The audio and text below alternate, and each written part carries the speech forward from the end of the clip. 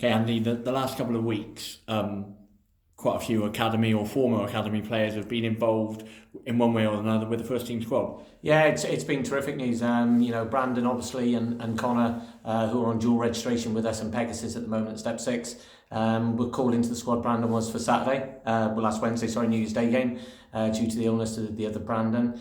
And it was great for him, and obviously man of match performance for him.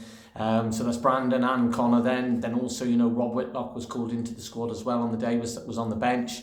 Nearly got on as well towards the end. I think if Kiddy and the squad, he could well have got on, which would have been fantastic. And then Toby Raisin travelled with the squad last Saturday to Gateshead, which is superb. That's the transition we want. Yeah, things like that. Although he didn't get involved with the actual 16, it's great experience just travelling and it's being fantastic. involved. It's fantastic. Talking to Toby on the Sunday, he was still buzzing from it massively. And I said, sorry you didn't get on the squad and all the rest of it.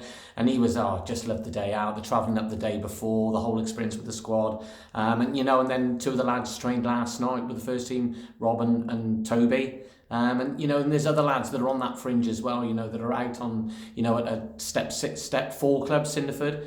They've got Callum Wood, who's been playing in the last 3 games, which is great for him. Morgan Evans, who's out injured at the moment. Frank Pemberton's been there as well.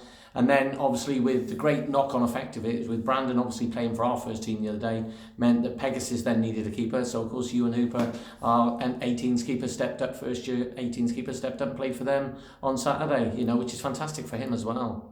Obviously, the aim is to make that pathway nice and smooth into the first team. How important is it for the 18s and even the 16s, I guess, to be playing men's football, senior football? It's massive. And and I've said it all along that that's the transition we need. We to bridge that gap. Our boys at 16 to 17 have to be playing men's football.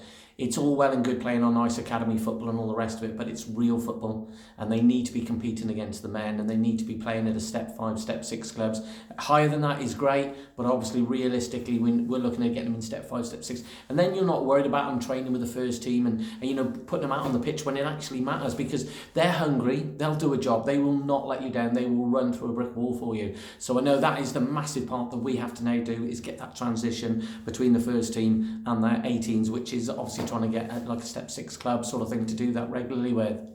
And it's great that Russell is kind of open to inviting players to training and including them in the squad as well. Yeah, brilliant. I mean, him and Wingy have been absolutely, Andy Wingy, they've been absolutely fantastic with me all along, saying about the boys, and we're talking about them regularly, and, when at the minute they're short, right, okay, well, what can we do here, what can we do there, and that, again, like they said on Tuesday night, to take a couple of them over to training to make the numbers, which is great, and it's great experience for the boys to do that.